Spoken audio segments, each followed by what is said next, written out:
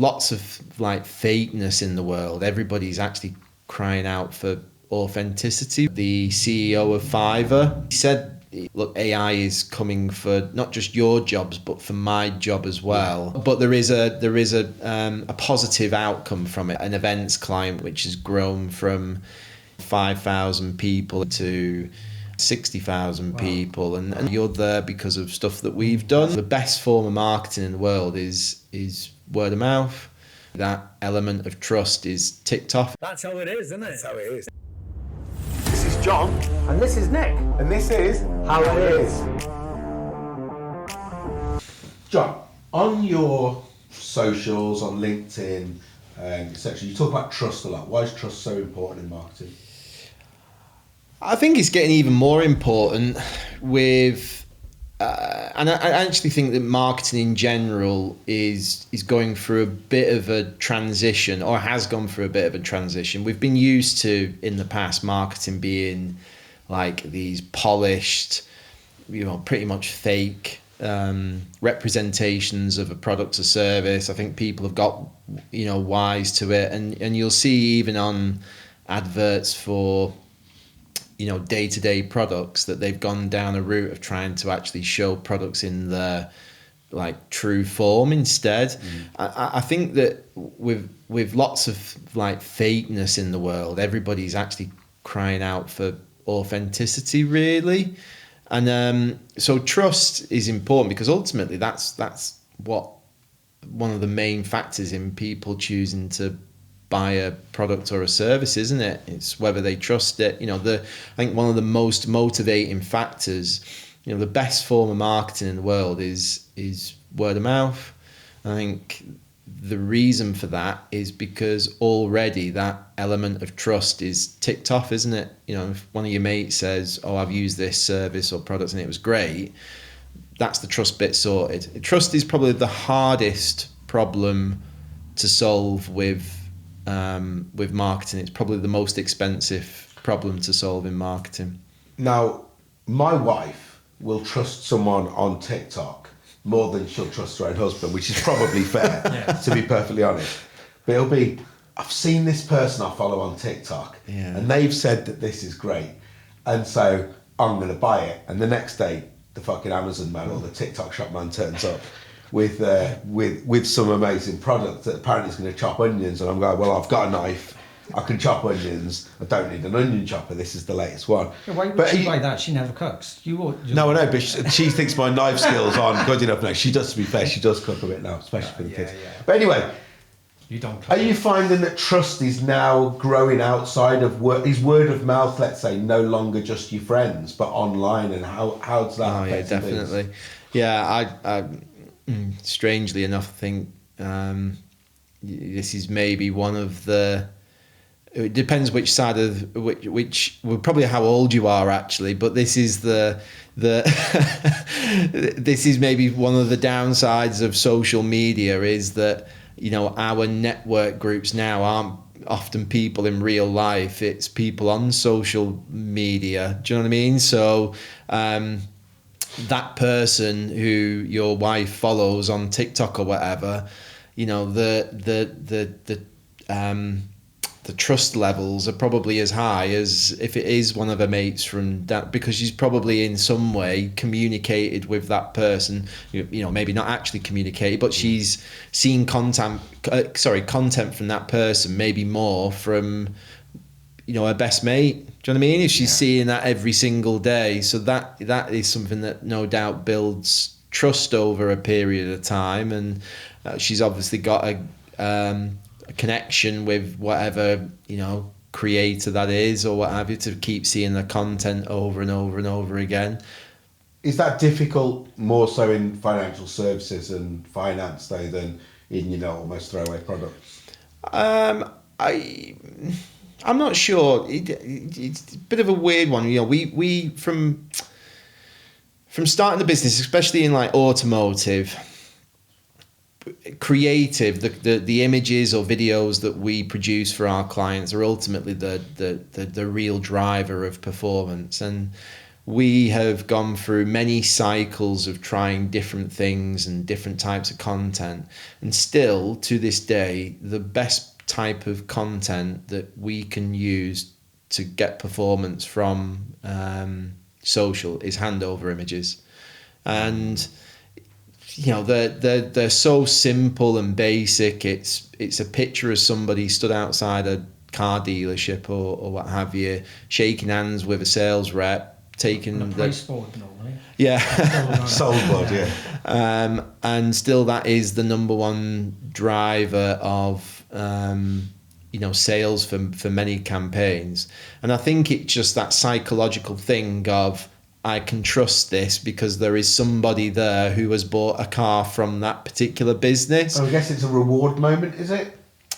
Like, it's the collecting a new car is more powerful than applying for finance. Oh, absolutely. I mean, the finance bit, no offense, is pretty boring, isn't it? It's and scary. Yeah. It's one thing that we've always tried to do with our is always remember that the finance bit is the boring and scary part. The bit that people are really excited about is getting a new car. So let's focus on that part of it. It's not to ignore the financial bit, but yeah, that even something as simple as that can help to build trust, because at least someone can see, oh, somebody's bought a car from that place previously.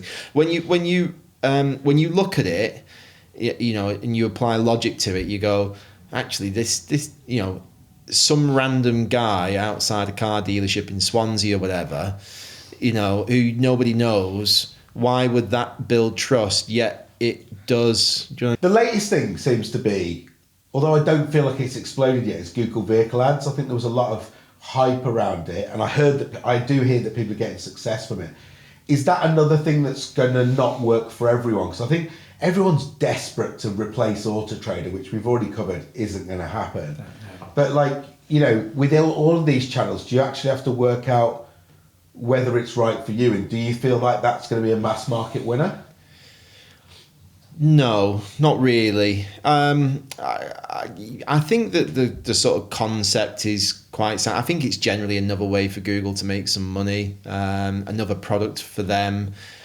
I wonder whether or not it's going to be, well, a mixture of that, another way for Google to earn some ad revenue, and again, probably the large dealership groups are probably going to spend a significant amount of money on it. So then I don't think that the smaller dealers will really be able to benefit from it too much.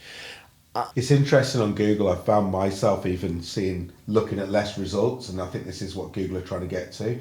Like, if you Google something now, if you notice, you get Copilot answers. Yep.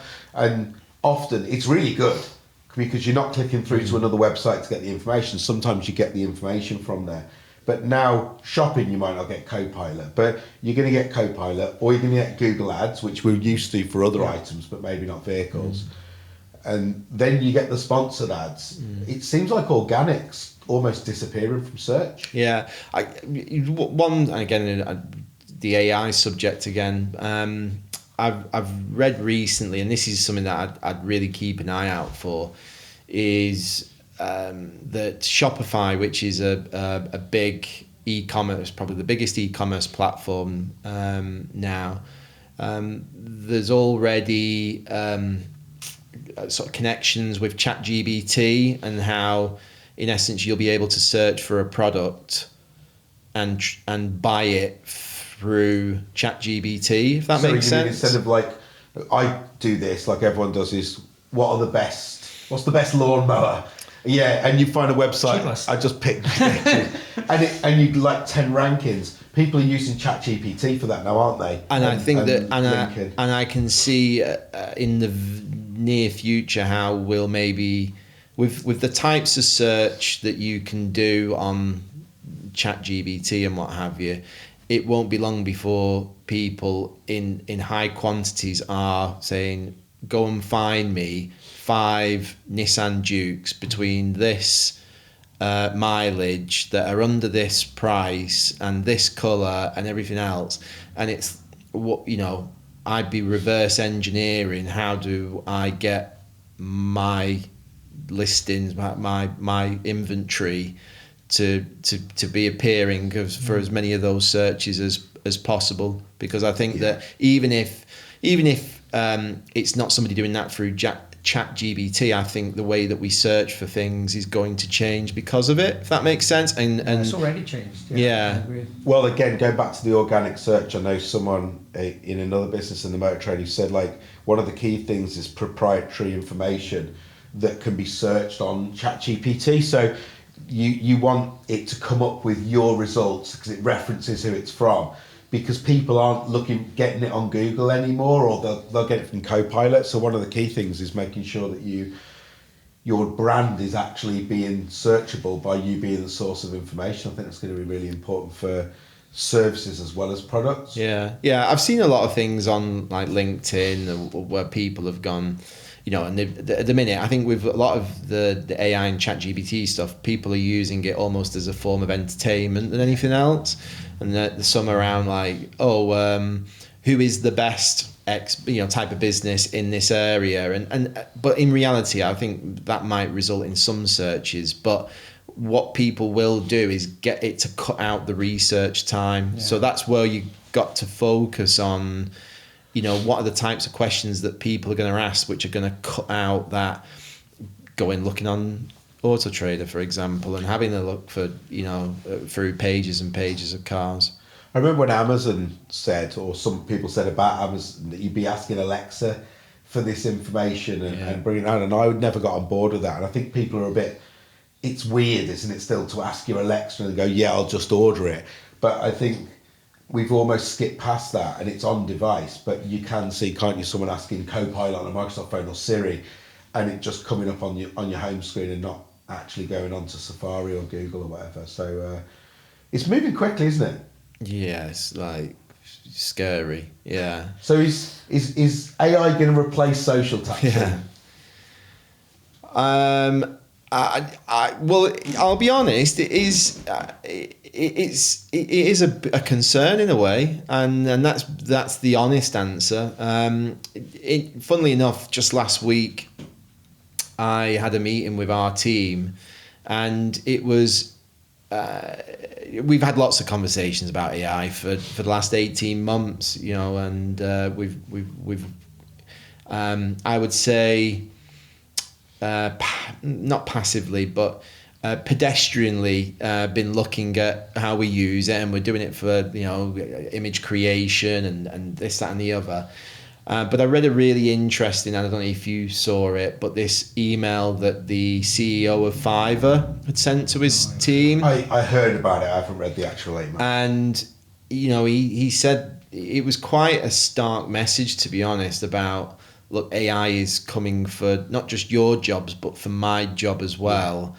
And I'm telling you this out of care for you guys, in that, 6-9 months down the line, but there is a positive outcome from it, if that makes sense. And that's what we're trying to do at the minute is how can we take all of this stuff and see it as opportunities rather than threats? I think services will just change rather than being replaced. Some services will go, some services will create. I think the idea that every single person will be able to use AI or have a robot in the house is just madness. You still need the expert to input the information into AI. Exactly, because I think, people will bring some things into their daily lives, but they're not going to do it whole hog. So I think what you'll have is, for instance, in our business, people pay us to do their annual returns. Annual returns, instead of being done by a human, may be able to be done by AI. Log on, file it. But they're not going to be able to set that service up. They might still need access to the data. It's going to be in the nuance. So some of the repeatable actions will be cut down. But I think how to do it is still going to be a big thing. There's going to be a lot that's shortcutted. But you're going to need almost a bridge between services. You're going to need a bridge between people and services. Instead of having 20 different providers, you might need one provider who links the 20. So I think it's just about being nimble. I heard this great quote on a podcast last week, and it was from a guy, Daniel Priestley, and he said it's like a new continent has been discovered, who are multilingual, PhD/masters level people, and they will work for less than 25 cents an hour. So I mentioned this to our team last week, and I said, but like, rather than see that as, oh crap, there's this new continent that are threatening coming to take my job, I said, well, you've got access to those people as well. Yeah. So, you know, take see it as an opportunity. Yeah, absolutely. Yeah. Like, all of a sudden you've gone from being a person with your set of knowledge that you have amassed so far to now you've got access to this continent of people as well. So all you've got to do is, you know, again, it's learning about, you know, the right prompts, how to connect different data sources. You know, we want to be able to, rather than like poo-poo it and go, oh no, it's not going to come and take our jobs and this and the other. Actually, we want to embrace it and see it as an opportunity rather than a threat. Yeah, no, I completely agree. It's we're looking at more and more ways getting AI in the business, aren't we? You know, in different forms for our customers and internal. Yeah, I say about people doing better quality work. We've had this conversation with our staff about, you know, like, do you really want to be doing the same monotonous tasks over and over? You know, you don't. But if we can make the AI do 100 things repetitively, and what you're doing is working on what the AI should do, we can expand. We can service more people. Prices haven't necessarily got to go up, which is a great thing for the end user. And you can service more people. You know, we don't need 100 employees, but we can keep 20 by just by doing more. And, you know, there will be casualties, but, you know, I think more than ever, it just shows human beings that you can't be lazy, that you can't rest on your laurels, and that you've got to constantly be better. And the people who want to be better and work harder will always do better in life, and AI is not going to change that. Yeah, right there. I don't, not necessarily to go into too much detail now, but you know, me and John have spoke a lot about alcohol as well, and about 18 months ago I decided to take that out of my life. That feels like I've gained 50 hours a week after I stopped drinking. Yeah, that was one of the real surprising things, is the amount of extra time that I found. And I obviously haven't. Money. Yeah, that as well. I actually haven't got more time, but, you know, more energy and all the other, you know, benefits that. So, but then I think also from like you know, going back to what you said about business lessons before, I think I've probably learned now, 6 years in, that you don't need to sacrifice every part of you for your business, if that makes sense. Like, do you know, need to start with, though? Because I see a lot where people go, you know, you need balance and you need this, and I think it gets misconstrued sometimes, because there are times when you're not going to be successful unless you put in the time and the effort. And I think now, even though you've found that balance, yeah, if someone said to you, you now need to put in some extra time or you're going to go backwards, you'd put the time in. Oh, I think people need to understand that you don't get here without some sacrifices. I think I maybe, though, in the early days, and don't get me wrong, like, you know, 60, 70 hour weeks and what have you, were, you know, are the sort of norm, aren't they, when you're starting out? But I think I've also realised, especially getting now, maybe it's off the back of already putting that work in, about that quality of time over quantity of time. Yeah. Do you know what I mean? I feel like, you know, whatever hours I do at work now, it's better quality time than it used to be. In our type of business, we don't sell products, we sell time in a way. Yeah, sell dreams. Yeah. we sort of sell time. So time is our most important commodity, and obviously, you know, me at the head of the business, that, you know, trying to be as efficient with that time. But then also, like, you know, success for me is, I think I've also now, you know, look, we've got a small business, it's not a huge one and what have you, but the freedom bit is a biggie for me. You know, being able to focus on stuff for me a few times a week, going to the gym and stuff like that without feeling guilty about it now. There'd be times where if there was any little thing, it would get cancelled because, oh, the business has to come first. But I think I've also started to realise that actually, if I'm not in the right place, then the business probably is not going to do very well. Have you got any questions for us, John, as you're down? It's not an interview, but you know. Questions for you. Why did you sell that car for bangers for pets? That's a great question. Yeah, that car, I had so much enjoyment with that car. For how much was it? 750 quid. Was it? I'm sure you charged us 1,000. It cost you more than that, though, in all the repairs. And stuff. Yeah. Yeah. Do you know what? One thing I put a post out about last year was about starting a business with a partner instead of going it alone. There's a business incubator type thing in America, and they have and they have a prerequisite of getting funding and what have you, is that you've got to have a co-founder with you. So if you're like a single founder, they'll find someone to partner you up with, and obviously they're very clever people. They do that for a reason. So what are the pros and cons of working with John? It's interesting you say that, because I've heard that with Y Combinator before as well. But in Britain, it's actually less common, or certainly less common, to have a successful partnership. And I don't know why that is, but I do know the answer to your question. And it's having complete trust in the vision of the other person. I think motor trade, you see so many partnerships go wrong, car dealers. And I think often it's either ego, ego or greed. Yeah. Ego is, I think I can do this without someone else. And they often go wrong afterwards, like someone else was bringing something good. Or the other thing is, I want as much cash out as I want now. I want to drive a Ferrari. I want to build an extension. And like I always said, up to last year, I bought a nice house now. Not still a fairly modest house, but a nice house. Up to last year, I lived in a shithole, to be perfectly clear. And I used to get back. It wasn't great. It wasn't a shit. What it was delayed gratification. Yeah. And I could justify it, because I was like, it's about the longer journey, and one day I'll get somewhere. And I think if you're trying to go too quickly, or it's about what you can show off, you're going to come unstuck. And I think we've done a really good job of not. It's always been not been about vision. personal money.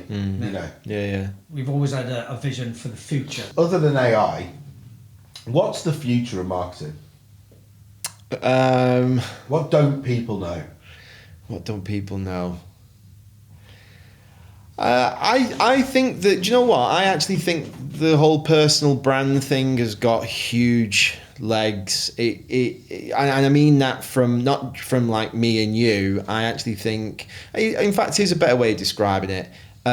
Sort of employee personal brands. I actually think that if I had a car dealership right now, I'd be encouraging every sales person to build their own personal brand in one way, shape or form. And I know it's a risk, because you think, well, if you're getting them to do that and they up and leave, but it's sort of that adage of what happens if you train your staff and they leave, and it's what happens if you don't and they stay. In America, in like the real estate world over there, it's very personal brandy, isn't it? And people have a network of people, and you go and you get that person to sell your house for you. Whereas here, with sort of car sales, maybe back in the day, it would have been, I go to Tony to buy my car. But then we've sort of lost sight of that in a way. And again, with digital and everything else, we've gone to, like, again, it becoming a bit of a commodity. I actually think there's a really good opportunity for it to go back the other way, but using digital That's for really it. interesting, yeah. I think though, back in the past, Tony actually sold the car. Now Tony just order takes. That's the big difference. When I went back into selling cars after like 12, 15 years, the difference was massive, absolutely massive. Years ago, people used to come in, used to have the little glasses guide, give them the price of the car, ask them what they needed. You'd have to know everything about the cars, tell them about it, test drives. Now people come in, they know exactly what's on that car, how many miles it's done, everything. They just want, how much will you give me for my part exchange? How quickly can I have it? That is it. But you're talking about that he's almost bypassing that back to the marketing. Yeah, and I think that everything's moving towards more convenience, isn't it? You know, we want, even nowadays, even going searching for holidays has become too much of a problem. So now there's services where you almost like online travel agent type thing or remote travel agent type thing. I actually think that there could be, we'll see this more like employee-based personal branding, where that person puts out their own content and they create their own network, and when you buy a car from him, it's getting referrals from that person to 10 others and what have you. And I think it's a good blend of old and new in that respect. And that's not just for car sales, that can be for anything, to be honest. I think that's one way to... It's not about counteracting e-commerce, because e-commerce shouldn't be seen as a threat for lots of industries, but it is a way to keep the personal part of marketing and sales. I think so. Again, I don't think that sort of personal branding thing should just be exclusive to the business owner or important people within the business. Yeah, we talk about salespeople, don't we? Building a business within a business. Yeah. I think that's where we've come from. It's like, we've always done that in any jobs we've been in. It's actually how the business started. You always, people coming to us. I was a compliance guy, John was a compliance guy, and then it becomes bigger than that. And I don't think people always realise how powerful they can be. Mm-hmm. So, clients themselves, who's been your best client or the ones results you've been most proud of, and is that outside of the motor trade? Interestingly, I think I enjoy. I have different things with certain different clients. We've got an events client, for example, and they put on a show at the end of a Halloween and Christmas event, which has grown from 5,000 people in the first year we worked with them to, I think last year would have been like 60,000 people. And that's like a really cool thing, because we feel really part of that. And, a big thing with that though is, without going too sentimental, you go to something like that, you see a bunch of people that are having a great time with their friends and family, and you go, you're there because of stuff that we've done, that's which like is that. pretty cool. Yeah. I guess one of the finance brokers, the client that I mentioned, the very first one, we still work with them now, and that's grown from nothing to 2 offices, the main part of their business, probably in excess of 300 finance deals a month, from absolutely nothing when we first started with them. So then you feel like, again, I'm conscious of making sure I don't over egg our involvement in it, but we've had a significant part to play in growing that business. Would that have happened without us? Maybe, but it might not have done. So, from that point of view, it's like what we're doing is much more than just creating some Facebook ads and sticking them on social and hoping somebody clicks on it and what have you. Then there's an impact on jobs being created and everything else. I think marketing as well can be seen as the dark arts sometimes, and you're on the side of measurable results. Then you look at that Jaguar Land Rover campaign. Yeah. They've just been sacked, haven't they, the agency? Yeah. But you don't know, was that because that's all they were there to do? But that would behind the be signed headlines? off. Yeah, but I guess what I'm saying is, like, what's success to them? Success to them could be the controversy. With rebranding Jaguar Land Rover, that's a bit of a big risk, isn't it? You can't really say to someone, well, your opinion doesn't matter and let's just test it and see, because that's a hard to roll back decision. Whereas with what we do, we've got that many ads running at any one time, and with a very small amount of money, we can figure out, is this working or not? So then we have a great opportunity to be able to test lots of things and find out. But the Jaguar Land Rover one is a really, where they go from here is... But like that Jaguar Land Rover, right? I just think of Mad Men. They would have had me in some boardroom with the heads of Jaguar Land. Right, with the heads of Jaguar Land Rover and said, "This is the idea we have." They would have had to have pitched it. Yeah. And those people would have had to say, "Yeah, we're up for that. Let's go for it." So then when it goes live, then you have the backlash, and now they're going, "Oh no, we'll sack you." I still don't know if it's genius or not, though. We've had this conversation, I think, on the podcast before. The more I think about it, I think this is all, a ruse, is it? Is that what they say? Yeah. It's like we've all been... What, I knew they're going to roll back some sort of maroon coloured... time, haven't they? They said we're not going to sell any cars for a year. Right. You've got to bridge that time. And I think if all they've done, they could even roll it back and go, well, we've come back from that crazy idea and here's a new car that looks like an Aston Martin if you squint, which is what they've always done. Me and Nick are now members of the Jaguar Land Rover Club. Do you want to say how long you had your car and where it is right now? I had it 2 weeks. It's a hybrid, so it's done 350 miles from brand new. About 70 to 80, I think, on the petrol engine. Yeah. It decided it was overheating. Yeah. It's somewhere between Liverpool and Stockport now, between two dealers who can try and work out if they can fix it. Okay. And I'm in a courtesy car. So, 2 weeks. I can't say I didn't expect it, but I didn't expect it this quickly. World record. Put it this way, when Jaguar Land Rovers move to full electric and there's no more engines or gearboxes, I think they're on to a winner. Yeah, it might not be a bad thing. So we have a little feature on the podcast where we get advice from the last guest for you to consider, and then we're going to ask you for a piece of advice to our next guest, who is an unnamed next guest. So the advice from Ian Frankham at Octane was be kind because you don't know who you're going to meet on the way down after you go up. Mm-hmm. Yeah. What do you think about that? It's good. I've heard that quote before. It's something I've tried to live by as well. I think it's treat people as you like you treated yourself. Yeah, absolutely. So what would your advice, John, be to someone? Don't do it. Don't do it. P-A-Y-E. Well, I think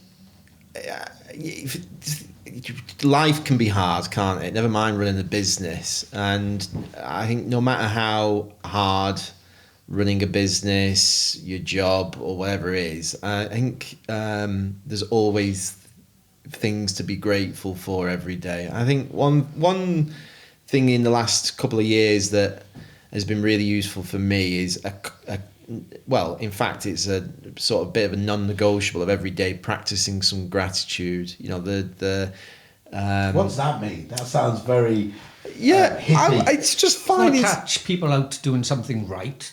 Kind of like the 1 minute manager thing. Yeah, it's a great job there. Finding something to be grateful for every day, and it can be as big or as little as what the weather's like, or something on a walk, or a good thing that I started to do a while back was journaling each day as well. And one of the questions... Couldn't be bothered to do that. One of the questions... It's only 2 questions. It takes 2 minutes a day. But one of the questions is writing something that I'm grateful for. Because without going too deep, but the fact that we're sat here right now... is a 1 in a billion chance. Well, in fact, 1 in billions chances. And again, lots of things that I've listened to recently. There's a really good Jimmy Carr thing, which is like in 20 years, you give your right arm to be who you are now, if that makes sense, and how you feel and what have you. Yeah. So don't get me wrong. We talked about balance and not getting too wrapped up in the business or whatever's going on personally, but I think if you're able to find something, practice some gratitude every day, it just helps with perspective. Just enjoy life. Yeah. You said our chances of being on this planet are 1 billion to 1. Yeah. And we're on here for a pretty short period of time. Yeah. So what is your advice? Because that was pretty long-winded. Find something that you're grateful for every day. Like it. That's nice. I like it. Thanks, John. All right. It's been a really good chat, and I think interesting to come back, like we said, after probably 5 years since we since we spoke the Dinner, first time tanned. to see where we've both come to. And yeah, you two have definitely got a better tan than we had at the time. Well, one thing I'll just say is I'm really, really happy for the both of you guys. You know how well you're smashing it, because it couldn't happen to two nicer people. You know, Honestly, exactly the same to you. Thank you.